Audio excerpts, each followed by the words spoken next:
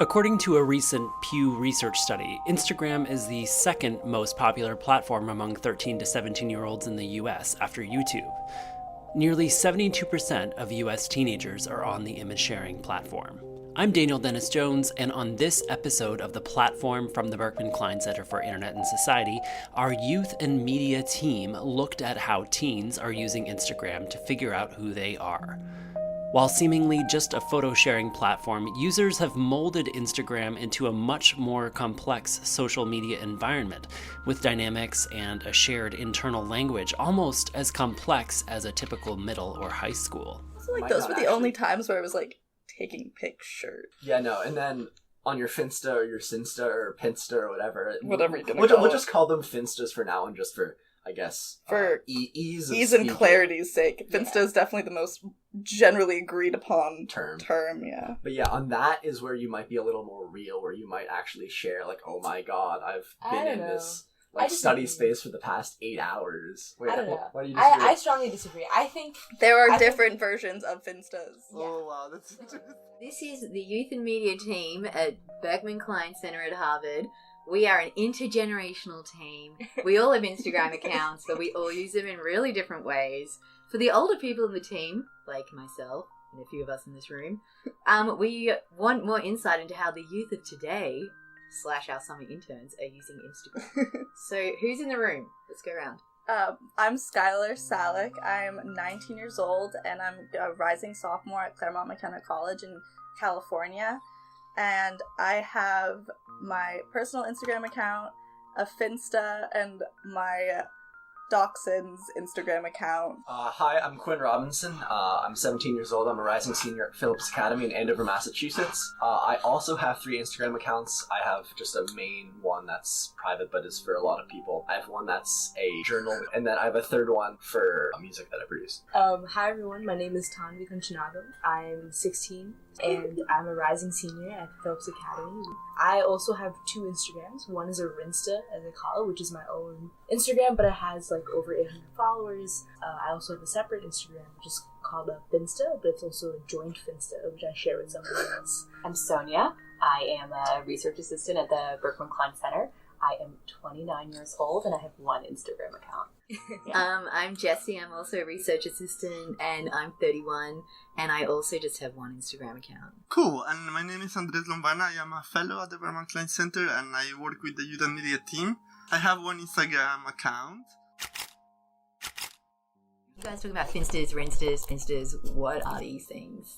Yeah, so we'll start off with the Rinsta, which I think is a universal term. The Rinsta is controversial. Is it? I think it's controversial because you guys talk about it being something where you project an image versus But isn't everything on social media projecting? Should we just give what that term actually Yes, please. Okay, Rinsta is your real Instagram, so it's your main account. I think most of our Rinstas, air quotes, are private. Yeah. Finstas are definite. So Finsta is the fake Instagram. Or you can call it Sinsta, which some people on the West Coast do, which is secondary Insta. There's also Pinsta, which is your private Instagram. They're all kind of the same thing. How do you even describe it? So, I think I would start by saying, I think what we said earlier in terms of how people kind of curate their Instagrams, or their Rinstas, I guess, to show a certain side of themselves or to show certain things. Like Skylar was saying earlier about how her parents checked in using Instagram and thought that she was out on the beach all the time or outside or whatever, but no, she was in silent spaces working the whole time. Literally, it's so funny. So I clearly it's designed to project a certain lifestyle or a certain side of yourself.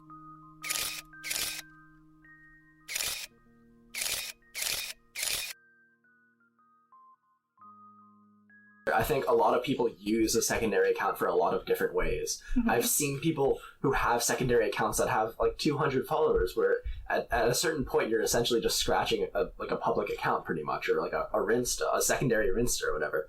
I've seen people that only have 10 people on it, even less for some. And I've seen some where they just post bad memes and jokes. I've seen some where they get into really detailed descriptions of what's going on in their day. I've seen some that get into the mental issues that they've been dealing with in their life. Some of them can get really heavy and some of them can be really lighthearted, and but some of them can be all that is social currency though. So like gossip is social currency, right? Sure. Memes are social currency. That's all social currency. If you take a really morbid look at it, everything is social currency, and everything is a projection. But then if you take a look that's like, from a innately conscious standpoint, is everyone who posts on Instagram thinking about the image that they're projecting on a frontal level when they're posting on Instagram, or are they just kind of, posting and it so happens that they're projecting an image?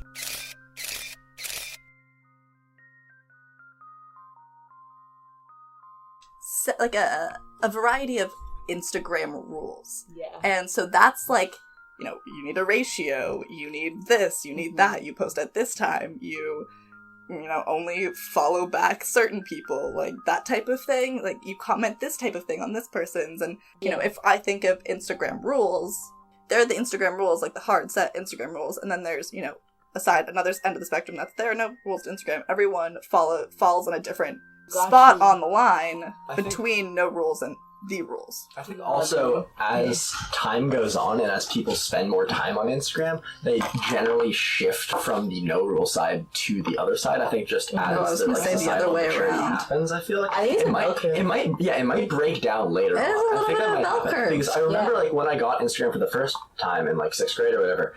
For the first few years, I was just generally posting whatever. Then once I got into 8th or 9th grade, I realized, and I looked back at all these photos, and I was like, wow, is this really what I want to be showing to people? And so I deleted pretty much everything before I went to high school. And I think actually what you were talking about in terms of how it might go the other direction might happen later on, because I think high school is that kind of nucleus of, strict societal interactions and strict kind of fencing off of where people stand in terms of social capital. And I think that probably breaks down as you get into college and later on in life. And so I think, Tom, you might be right in terms of it being kind of a moving one way and then back the other as time goes on. So I think for me, one thing that happened was before high school, I was in a similar place where you were. I was just posting like a picture of a geese that was like, or a goose that was outside my house, right?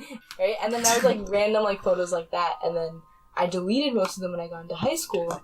And I then started kind of following these like Instagram rules, where I was posting like very specific photos. I was trying to get as many followers as possible. But then when I was doing that, I was almost getting bored enough with my Instagram where my friend and I were like, oh, like, let's just have a Finsta, right? And I think almost a Finsta is an alternative to this, like, if you're in this like hyper, very strict like world of like Instagram and Rinstaing, you kind of veer towards having a Finsta because it's the extreme opposite of what the Instagram rules kind of dictate. And that's not to say that there are Instagram rules for Finstas, but I'm saying like those rules are almost like the opposite of what you might expect or demand out of a Insta.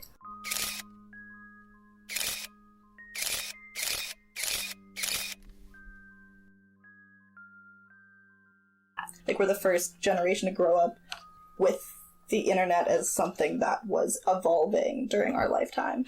And I think what it's done is, so since there was no preconceived norms and values that went along with how we interact online, what we've done essentially is try to model the norms and values from our physical lives and project them online, because humans, I think, in my opinion, crave a need for social order, and therefore they need to have norms and values that we play into, otherwise we don't know how to interact. And so I think what social media has kind of created is this online digital manifestation of the intricacies of human interaction. Yeah, I think there are also additional intricacies that are kind of added on to just the way humans interact by way of it being online, because I think that one, in both directions almost, because I think in one case it adds a certain extra degree of ambiguity to interactions, just based on the fact that you don't get to see people's body language and you don't get to hear someone's voice when they're actually saying something, and so oftentimes intent can really get lost in online interactions. And then, in addition to that, in terms of more ambiguity, is that you have even more data and even more information to intake based on likes and comments and Which followers. is why we're and having stuff like issues, that. because the norms and values that we're trying to translate into this online world aren't exactly applicable. If we're trying to take norms and values that are based off of physical interaction that takes in all types of communication, whether it's nonverbal communication or verbal communication, and try and take that into something that doesn't have verbal communication, doesn't play into body language, doesn't have eye contact. You don't, see the visceral reaction of someone when they, look at something or kind of when they're responding to your text. Is the LOL actually a ha ha ha? Or Like You're a very nose uncomfortable. exhale. yeah, is it, On Instagram, you can't take real life interactions in a vacuum, and you can't take online interactions in a vacuum. Both of them coexist, and both of them depend on each other. So to leave my online life would be in some ways to leave my real life. Yeah. Right? Yeah. So I would never at any point quit being on my Insta. I might backslide a little bit, but I would never quit.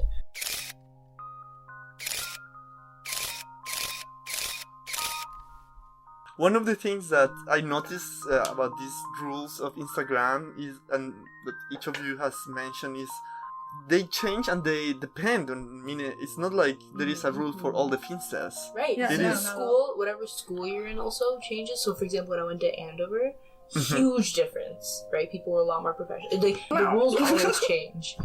Yeah. But how about you still keep calling them Finsta as fake Yeah. and real as well, that's just because it's Rinsta? like Why? That's just the terminology. that's just the Yeah. terminology. Like, it doesn't mean I didn't make it up. it's not doesn't mean anything. Okay. Because It doesn't mean It's when just it's like real or fake. Finsta doesn't mean fake Insta. Finsta is a word.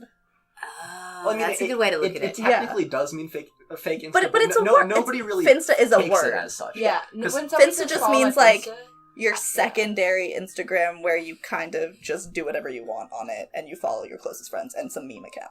But the whole point is that the Rinsta is always there, and somebody will always have a Rinsta, but whatever secondary accounts you have, you could label them specifically, but they mostly fall under the umbrella of Finsta. Thanks to the Youth and Media team members who participated in the roundtable discussion and helped produce this podcast: Tanvi, Skylar, Quinn, Jesse, Sonia, and Andres, as well as Sandra Cortezi, Urs Gasser, and Alexa Haas.